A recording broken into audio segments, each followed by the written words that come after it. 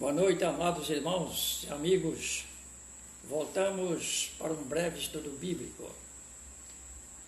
Não temos a condição de fazer um estudo bem explanado, mas vamos fazer um estudo resumido e quando estivermos assim, numa aula presencial, teremos tempo de discutir, inclusive com mais detalhes, aprendendo mais e mais da palavra do Senhor nosso Deus. Vamos ler a palavra do Senhor no livro de Êxodo, capítulo 3. Eu vou ler o verso 13 e o verso 14. Diz assim: Então disse Moisés a Deus: Eis que quando vier aos filhos de Israel e lhes dizer: O Deus de vossos pais me enviou a vós, e eles me disserem: Qual é o seu nome? Que lhes direi? E disse Deus a Moisés: Eu sou o que sou. Disse mais: Assim dirás aos filhos de Israel: Eu sou, me enviou a vós. Glória a Deus. Nós estudamos já sobre o Deus triuno, o Deus que nós adoramos. É um Deus único, que existem três pessoas. Nós falamos de modo resumido que o Deus que nós adoramos é o Deus Pai, Deus Filho, Deus Espírito Santo. Mas é um só Deus. A triunidade, ela está compreendida na perfeição da Trindade. Quando um discípulo perguntou a Jesus: Senhor, mostra-nos o Pai, o que nos basta. Jesus disse para ele: Eu estou há tanto tempo convosco, Filipe, e não me tendes conhecido? Quem vê a mim, vê o Pai.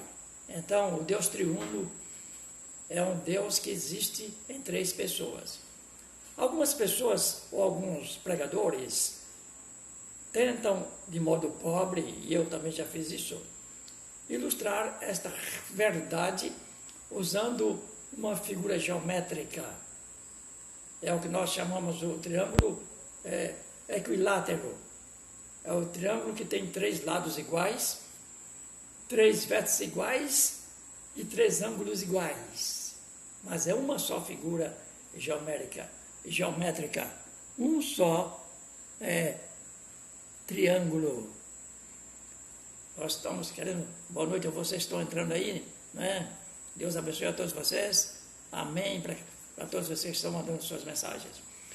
Então, partindo deste princípio, desta verdade, que o nosso Deus existe em três pessoas, hoje nós vamos falar de modo resumido, porque esse estudo requer mais tempo para nos aprofundar, e não é possível, né? Mas só para que a gente não perca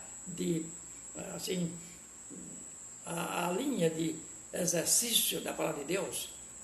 Então, durante esse isolamento social, nós estaremos, de qualquer maneira, entrando em contato com o outro através dos recursos tecnológicos. Hoje, nós prometemos, vamos falar também de modo resumido sobre os atributos de Deus. Nós temos os chamados atributos incomunicáveis e os atributos comunicáveis. Os incomunicáveis são aqueles atributos que só Deus tem. E os comunicáveis são aqueles atributos que Deus tem, mas também o ser humano pode ter. Certo? Por exemplo, vontade. Tanto Deus tem, quanto o ser humano tem. Amor também. O ser humano tem amor numa dimensão menor. No entanto, existem atributos que não é possível medir. Nós vamos focar alguns deles. E eu começo dizendo sobre a questão da eternidade. Antes eu quero dizer para os irmãos o seguinte: o que é atributo? Atributo é algo inerente da pessoa, algo que faz parte da essência do ser. Faz parte, portanto, de toda a estrutura da personalidade do ser. Então, o atributo de Deus é algo que é da sua essência. certo? E ele tem atributos que nós não temos. Como, por exemplo, estamos citando aqui, eternidade. O homem não é eterno. Nós somos imortais porque a alma que este Deus eterno deu a cada ser humano é uma alma que não vai acabar. Ela é imortal, tanto no ponto de vista do gozo eterno, quanto do ponto de vista do sofrimento eterno. É diferente da eternidade. Uma coisa é ser imortal, outra coisa é ser eterno. Então nós tivemos um princípio. E quando a Bíblia fala lá em João, capítulo 14, né? No princípio era o verbo, e o verbo estava com Deus. Este é o princípio que não tem princípio. É um princípio eterno. É difícil para a mente humana entender, não é verdade? A gente não tem condição de explicar isso cientificamente, filosoficamente. Nós apenas sentimos que Deus é o mesmo ontem, hoje e eternamente. Não é verdade? Já estamos entrando aí, inclusive, na imutabilidade de Deus. É um atributo que nós não temos. Ontem eu era um, hoje eu sou outro, amanhã eu sou outro, no sentido de estrutura física, no modo de pensar, no modo de agir, não é verdade? Deus não. Deus é o mesmo ontem, Deus é o mesmo hoje, Deus é o mesmo eternamente. Deus não muda, Deus não arrepende. Quando alguém comenta comigo, pastor, mas e aí, como fica aquela situação lá de Nínive?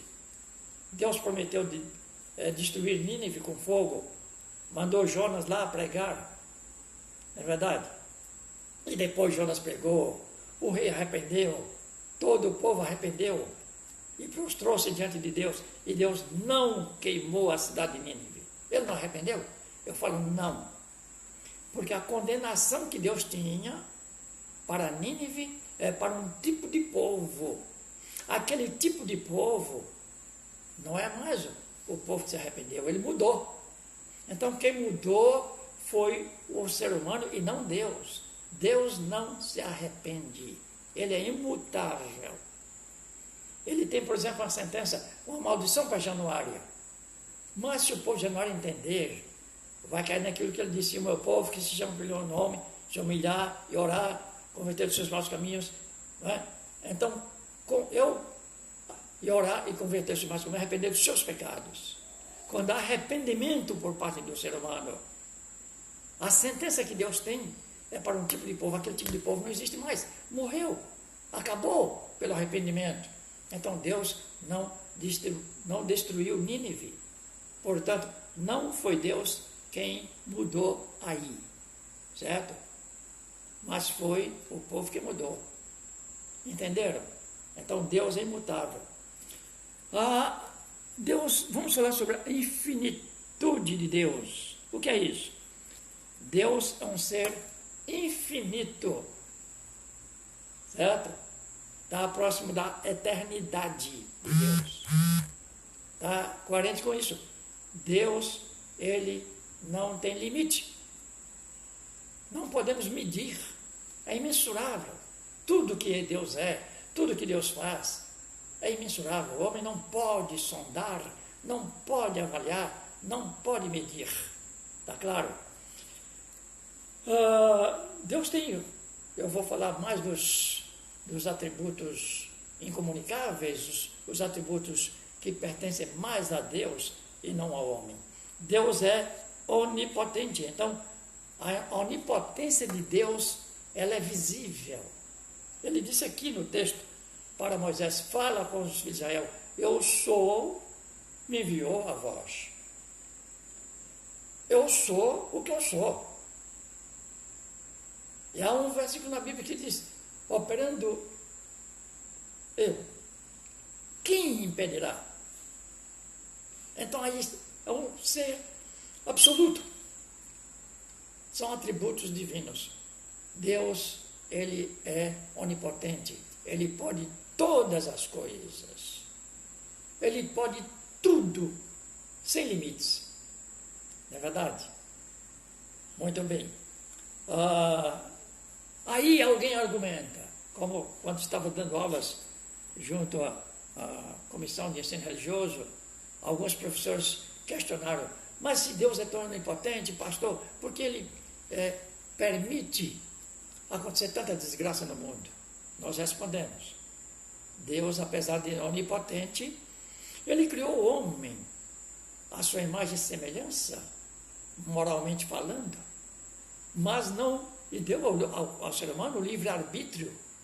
Ele não tirou a responsabilidade do ser humano, certo? Então, o ser humano é o único animal na Terra que é racional, que tem o direito de fazer as suas escolhas. Deus não tem culpa nenhuma na desgraça do homem, porque Ele criou leis. Então, a sua onipotência não pode ferir a sua justiça divina. Não é verdade? Tanto que na Bíblia tem um versículo que diz assim, a alma que pecar, essa morrerá. Então, Deus criou o ser humano com alguns atributos importantes, inclusive a capacidade intelectual, a capacidade de escolher, a inteligência para saber o bem e o mal. Quando Adão pecou, ele aceitou. A Eva sabia perfeitamente, ela fez uma opção. Não foi Deus que determinou. Então, se a pessoa vai para o inferno, não é porque Deus determinou, esse vai para o inferno, aquele vai para o céu. Uma questão que nós vamos depois estudar em outra oportunidade sobre predestinação. Ok? O Deus que nós adoramos é também onipresente. Esse é um grande atributo, a onipresença de Deus. O que é isso? Deus está em toda parte, em todo lugar. Isso aí não é panteísmo, de modo nenhum. Não é? Isso significa o seguinte, a presença de Deus cobre todos os espaços, todos os milímetros do universo. Ok? Alguém então me perguntou certa vez, pastor, mas Deus está no inferno? Está. A presença de Deus está em todos os lugares, ou punindo, ou abençoando. Não é verdade? Então Deus pode estar Deus sempre está na sua casa, certo? Ou abençoando o seu lar, ou repudiando. Então este Deus onipotente, ele também é um onipresente. E porque ele é onipresente, ele sabe todas, ele vê, ele está presente em todos os momentos, em todos os lugares e em todas as coisas deste mundo. Não é panteísmo. Nós não defendemos essa doutrina de que Deus está na folha. É uma questão que podemos discutir em outra oportunidade com mais tempo, que nesse breve estudo não dá tempo. Ok? Mas ele está presente. Vejam que certa vez levaram um homem chamado Natanael a Jesus. Sabe o que Jesus falou? Eis aí o verdadeiro israelita em que não há dolo. Ele espantou, mas como me conhece? Como sabes? O que Jesus falou? Eu te vi lá debaixo da figueira. E olha que Jesus tinha tomado a forma humana. Mas acontece que Jesus é Deus, e ele tomando a forma humana, ele manifestou toda a sua onipresença, claramente, que é coerente com outro atributo divino, que nós chamamos de onisciência. Deus sabe todas as coisas. Ok? Deus, então, sabe o que eu estou pensando. O Salmo 109 é bem claro, nós não podemos esconder nada de Deus. Podemos mergulhar no mar profundo. Deus está ali, vendo. Eu posso estar pensando alguma coisa. Deus está sabendo o que eu estou pensando. Ele sabe todas as coisas. Ele tem um controle nas suas mãos.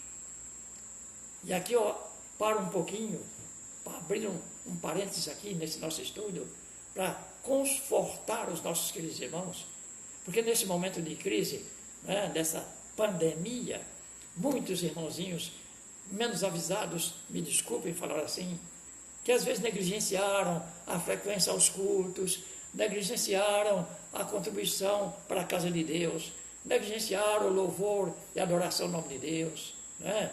Negligenciaram a leitura da palavra de Deus, negligenciaram o exercício da prática da vida cristã, e agora muita gente está espantado, e muitos ficam usando jargões, o sangue de Jesus tem poder, ou Deus, não, e para que isso?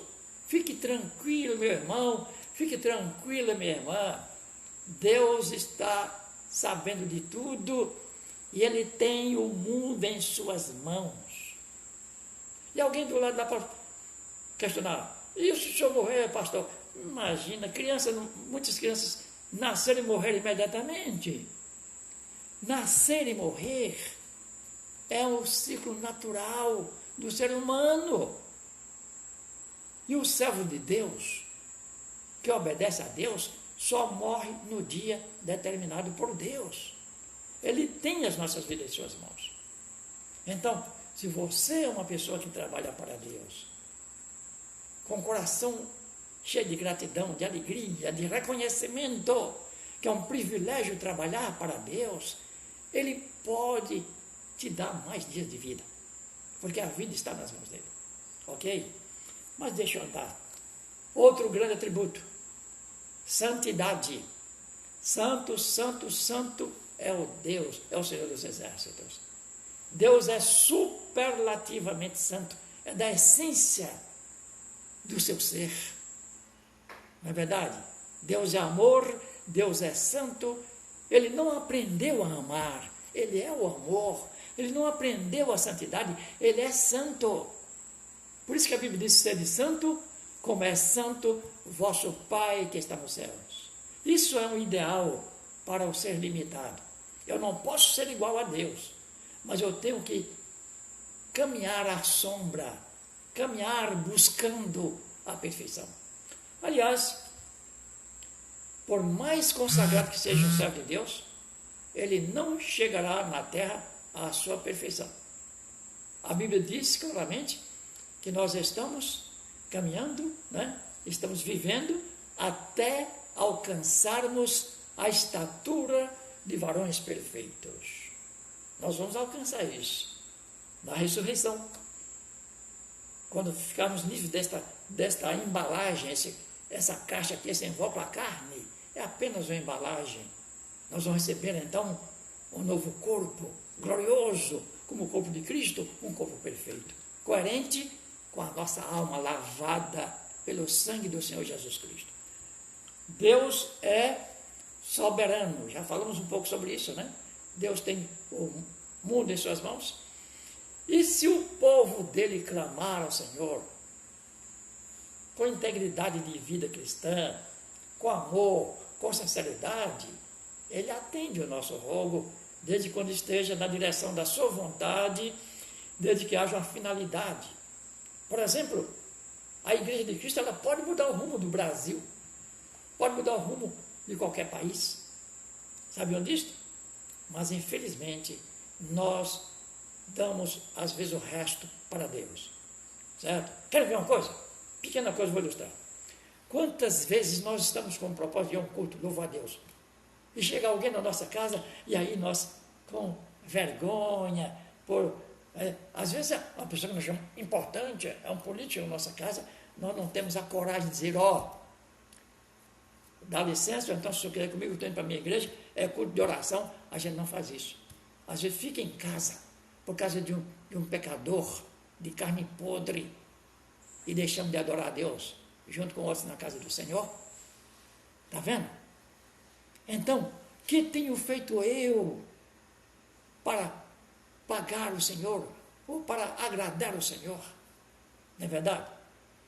Eu me lembro que certa vez eu tive que visitar em Belo Horizonte, num gabinete de um homem de Deus, político, um deputado, e era a hora do culto. Ele me pediu para dar uma palavra ali naquele momento, naquele culto. E me prendeu muita atenção, eu fiquei fascinado e maravilhado. No final do culto, ele falou, olha, tinha uma secretária dele perto do telefone. Quando alguém lhe telefonava, a ordem era essa: não podemos atender agora, porque estamos em audiência com o Rei dos Reis. Pô, eu fiquei maravilhado. Não podemos, alguém telefonava e ela cochichava no telefone. Não podemos atender agora, porque nós estamos em audiência com o Rei dos Reis. É o soberano. Quando a igreja valorizar, quando a igreja aprender a dar valor à soberania de Deus, ela será uma igreja realmente triunfante neste mundo. Não precisa ter muito dinheiro, saber falar muito bonito, não. É ter um coração quebrantado e contrito ao soberano. Aceitar a soberania de Deus na nossa vida. É isso que as igrejas evangélicas estão precisando. Que cada irmão, pastor, diácono, todo mundo é igual diante de Deus. Irmão que não sabe ler, qualquer um, todos consagrarem suas vidas, falar: eis-me aqui, Senhor, eu aceito o teu domínio, a tua soberania sobre a minha vida. Certo? Aí a gente não guarda a mágoa do outro, a gente vai, então, ser mais feliz. Terminando, Deus é único, a unidade é um atributo. Às vezes nós não temos unidade nem sozinhos, né? Nos dividimos muito. No lar, às vezes, nós não temos unidade. Mas, veja o que Jesus falou para Filipe: quem vê a mim, vê o Pai. Eu e o Pai somos um.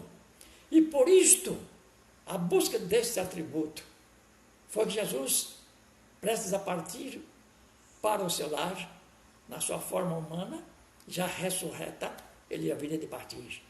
Então, ele orou, fez a chamada oração sacerdotal, dizendo: Pai, faz que eles sejam um, como eu sou um em ti e tu em mim.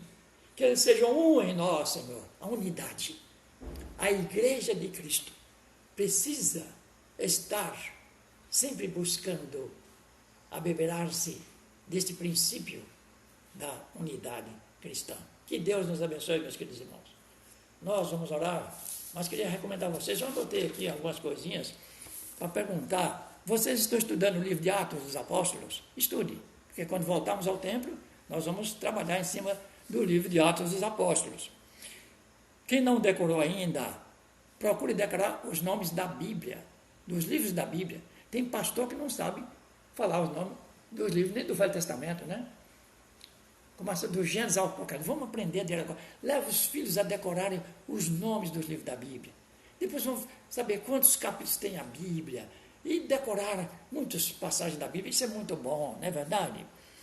Que Deus possa abençoar. Vamos fazer uma breve oração, encerrando esse nosso breve estudo. Passei um pouquinho aqui, mas nós vamos orar. Ó Deus eterno, Deus de amor, de misericórdia, nós te agradecemos por mais esse momento, Senhor. Faz que tua palavra possa adentrar corações e possa alcançar os objetivos divinos. Que as pessoas possam entender melhor a tua palavra para obedecer e andar conforme as tuas diretrizes, em nome de Jesus. Eu quero agradecer às pessoas que durante a minha fala eu não dei um alô, que estão entrando aqui no vídeo, né? A todos vocês, né? Boa noite para vocês, que Deus abençoe e até a próxima. Sexta-feira estaremos aqui orando juntos. Os que estão curtindo aí, que Deus abençoe vocês também, um joia para todos, ok? Deus abençoe pelo sim que estão dando e agradeço não só os que estão perto, eu vi aqui pessoas distantes estão se comunicando, estão entrando aí, que Deus abençoe, estão no áudio aqui, não só aqui, mas no Face também, né? Deus abençoe, até a próxima, ok? Podem mandar pelo Zap qualquer crítica, qualquer observação, que a gente está aqui aberto para aceitar e avaliar. Amém.